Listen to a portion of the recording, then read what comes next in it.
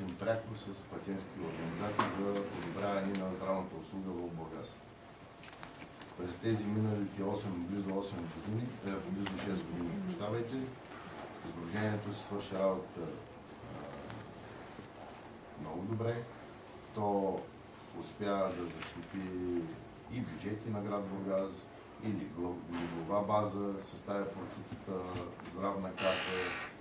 И общо взето успя това обединение на бургаските болници да държи Бургас малко отстрани от големите вълнения, които се случват в страната относно здравеопазването. Доказателство за това е подобрението на здравната услуга в града, която не е мое твърдение, а всички проучвания го показват това нещо. Ние вече в Бургас имаме обратна миграция на пациенти, т.е. все по-малко бургазли отиват да се лекуват извън Бургас и все повече не бургазли идват да се лекуват в Бургас. За нас щастие, това вече от няколко години се случва, всяка година с хиляди пациенти се вдига цифрата за сметка на хора, които са извън Бургас и идват да се лекуват при нас, което е обнадеждаващо. Всичко това, което ви казвам, звучи много добре, но следващия етап, това, което начака в българското здравеопазване, е много опасно и ако не сме пак обединени по същия начин, може да доведе до големи катаклизми при нас. Какво е? Но реално се опитваше да работи на лични контакти между нас и на контакти между нас и съответните организации, РЗИ на Министерства за здравни каси. Сега идеята е вече наистина да се чуе, че съществува и да заявим ясно и категорично, че в крайна сметка целта на всички е една: по-малко недоволни, повече доволни и здрави пациенти. В крайна сметка всичко опира и до средства, които се влагат в здравеопазването, но и до организация.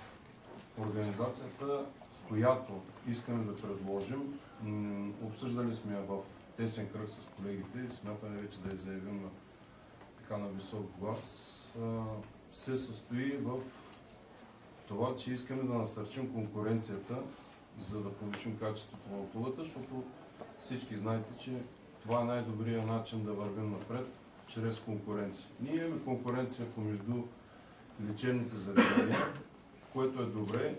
Опитваме се да предлагаме все по-добро качество, от гледна точка да привлечем повече пациенти.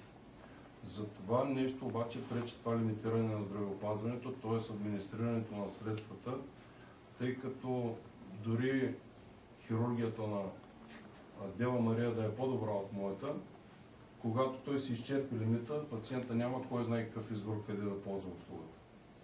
Тоест конкуренцията за между лечебните заведения, вътре в самите лечебни заведения, защото при нас доходите на лекарите са обвързани и с резултатите, които те имат от работата си.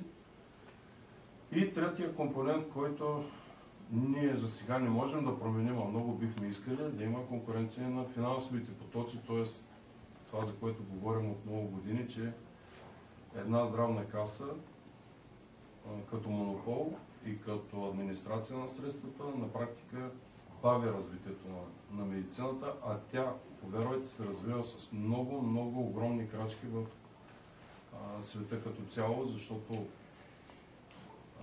в рамките на 4-5 години излизат толкова иновативни методи в лечението, които нашите лекари бавно и сигурно се опитват да въвеждат, но това им отнема много повече време, отколкото би трябвало. По отношение на здравето на бургазли, горе-долу изчерпи темата господина Бумелик, аз искам да кажа и друго. Ограничението лимитирането в дейността ни много затруднява летния сезон, тъй като тогава не можем да предвидим какво би могло да дойде и колко пациента бихме обслужили, поради простата причина, че там са основно остри заболявания и травматизъм, а както всички знаем, ние нямаме право да откажем помощ на който и да е.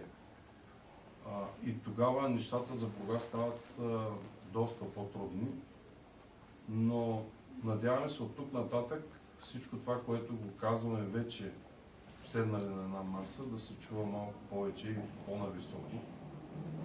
И с ваша подкрепа, и с подкрепата и на общината, днес сме само 4 представители, но имаме уверението на още поне 7-8 лечебни заведения, че активно ще участват в работата, защото метафорично казано аз ще отнеса шамарите, но де-факто от тук нататък тази асоциация ще защитава интересите на всички. Тоест няма, както е до сега, всеки да се опитва да си оправи сам къщата, а от тук нататък всеки, който от нас, който получи незаслужен шамар, цялата тази асоциация ще застава зад него и по този начин, повярвайте, освен нашите финансови баланси, ще бъде по-добре и за самите пациенти, тъй като наистина ще получат адекватна помощ и мисля, че и колаборацията между самите болници ще е на доста по-добро ниво, което пак ще е в полза в крайна сметка на пациента. Всъщност това е най-важният в тази цялата дандания, а пък ние на него най-малко внимание обръщаме за момент. Занимавайки се основно с неща извън медицина. Така че това е от мен като кратко изложение. Но тук нататък предстои да се съберем и да обсъдим. Аз ли ще съм, друг колега ли ще е на моето място. Поддържам на 100% това, което каза Есемир. Абсолютно аполитична организацията, т.е. основната ѝ задача е да се занимава с медицина и с подобряване на качеството. Ако дойде пациент при мен, който не може да му свърши работа, най-лесно е да в колаборация с колегите да го насочат там, където биха му свършили качествено. Доктор Стайков, дали бихте желали нещо да добавите?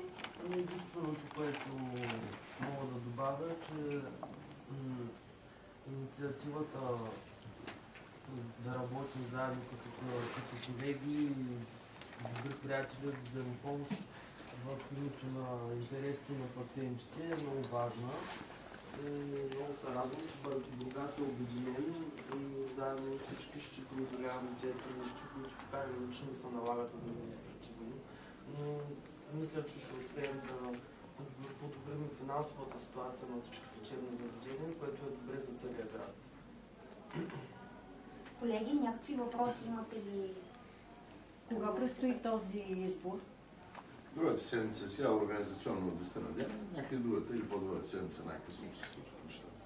Господин Абомилик, бихте ли ми припомнили колко са здравните заведения, които членуват в асоциацията и кои са те?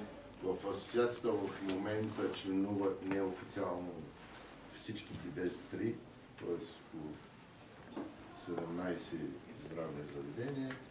Официално никой, освен Дева Мария, не е официално вписано, защото аз затова исках да излеза като политическо лице, защото хората наистина всички искат, нали, заедно обединение, ама сега ще се смятаме към едните или към другите или към третите, за да се изчисти този момент, да нямам политическа мъгла около това сдружение и така ще отворя аз вратите, нали, отстъпвайки, правейки една стъпка назад, сдружението ще направи 5-6 стъпки напред и би трябвало се спокойно още друга седмица да почнем да влизаме. Нали, след като сменим облика на нещата. Нали, съдържанието е едно и също, но не трябва това сдружение да бъде представлявано от мен в момента.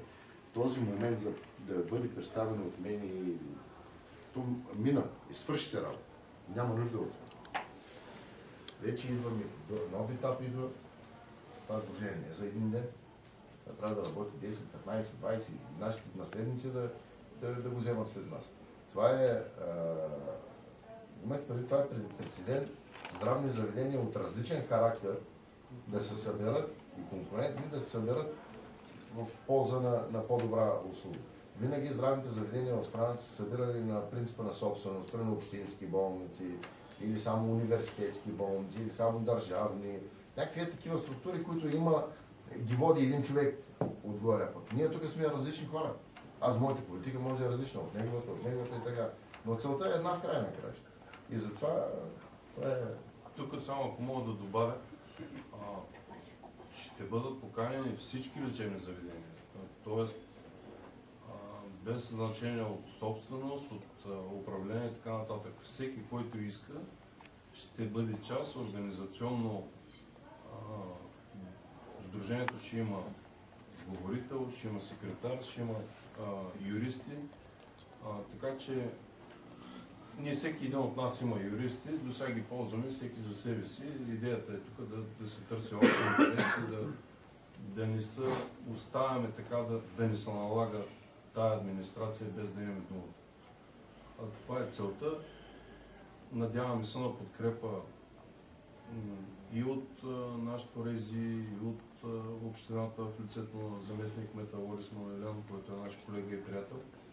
Така че тепърва, нали, ще ви информираме какво ще правим, но целта е активно да се работи от гледна точка на това да са спокойни хората и нашите колеги, които работят при нас, и пациентите, които ползват услугите, че де-факто някой ще стои накрая и ще търси вариант нещата да стават по-добре и по-добре. Докъде ще стигнем, само бъдещето ще покаже. Кога трябва да бъде приета новата здравна карта и какви са опасности за Бургас? Новата здравна карта в рамките на 2 месеца трябва да бъде направена, колкото моята информация. Опасност за Бургас са огромни. Това е да ти отрежат тук половината легла и да ги дадат на някаква друга област. А конкретно как ще се противопоставите на това конкретно сдружението? Примерно в момента, ако имаш 15 урологични легла на лист в областта, да ти кажеш от тук нататък имаш нужда от 5. На каква база ще се извършва това, за да... На каква база ще решават? Да. Най-вероятно е на база на кой по-големи връзки има и кой е по-мълчалив. А вие имате ли официална информация? Официална никой няма. Че Бургас ще бъде ощетен? Не официална, не разбира се. Не е смисъл от информация, че Бургас ще бъде ощетен. Както казват, чух 2 бабички на пазара да си говорят. Да, си говори, значи. Бяха с гръб към мене, не можах да им видя. Да. Обаче казаха, че са видяли един човек да оправя картата на Бургас и е отрязал половината легла. Сега пак ще отида на същия пазар, ако ги намерите тези бабички, мога да ви кажа. Но за сега това имам информация. Вижте, нищо ново под слънцето. Като беше Москов, същата работа беше. Да е жив и здрав човек реши да направи здравна карта. Устраняха си една методика, но средния ешелон на министерствата, вижте, това са хора, които... Идва един момент, където почва всичко да става джаста праста. Кой за кой извърнал, кой за кой отбирал, кой на откъде е. Единият отбил, де прави карта от Стара Загора, айде сега, тук няма да се излагаме пред роднините, нали? И им дава повече легла. Няма принцип. Да, няма принцип. Искаме да има ясни принципи, ясни, прозрачни и за всички правилата да вържат по един и същи начин. Нищо повече, нищо по-малко. Разберете, здравната карта решава бъдещето на нашата област. Утре, ако някой реши, казвам, да направи нова дейност, нещо ново да въведе в града. Здравната карта ще го спре, ако го няма вътре. Така е забраненото. Или ще отворят здравната карта, ще кажат, може да го направиш това, ама в Пловдив ще го направиш, защото там можеш да го направиш. Защо? Ние без това исторически сме ощетени. Винаги е било така. От няколко години тръгнаха нещата да върват. Няма да позволим този ръст, дето го имаме, да стане спад надолу. Така е. Това е. Все пак някаква формула няма ли утвърдена да се каже, Бургас има по-малко урологични заболявания, повече онкозаболявания, примерно? Ако имаше формула, нямаше нужда да правим пресконференция и да алармираме, че има такава опасност, затова сме обединени всички да върват нещата в правилна посока. Ние сега демонстрираме пред външния свят, че Бургас не е разединен, не всеки за себе си работи, а ние сме тук обединени в ползата на нашия град, нашите пациенти и нищо повече, нищо по-малко. Няма форма. Това няма ли да станете дъжкачулка? Явно, че бомбата е заложена в методологията на самата здравна карта и от тук нататък... Затова ще изберем един председател, който ще ходи, ще се кара, ще търси формулата, ще намери формулата. Искам да кажа като представител на Организацията за защита на пациентите, че когато участвам в обсъждането и подписването на тази карта, така че ако има представител той на това обсъждане в областната управа, той неколкократно защитава както трябва интересите и не само на вашата организация въобще и представители на другите съюзни ваши организации здравни, никой не е в състояние да подпише тази здравна каса. Така че тези неща по този начин ще се отнесат до по-високо ниво. Никой на сила няма да я подпише тази карта и да ги принуди. Миналия път също имаше много проблеми с това. Важно е да има хора, които да устояват. Ако ги няма хора, които да устояват тези интереси, ще се подпише картата така, както е предложена. Точно така. И затова ние вече имаме и даже официален представител, който утре като седне карта да се прави, ще отиде наш представител. Не на Дева Мария или на Маджурова, на Стайко. Не е индивидуално. Отива един представител на всички болници и казва, какво правите тук? Той говори от името на всичките. Това е силата. Но наистина обединението прави силата. Да? Изобщо трябва да се има предвид, че Бургас е много бързо развиващ се като област икономически. Доста има миграция на населението за постоянното се разкриват нови работни места от съседни градове и се заселват хората постоянно тук. Смина, Ямбол. Те имат нужда от здравна помощ. Дори, може би, тези налични разкрити легла са абсолютно недостатъчни, за да обслужат населението, което тепърва ще се заселва в града. И ако тази здравна карта за контри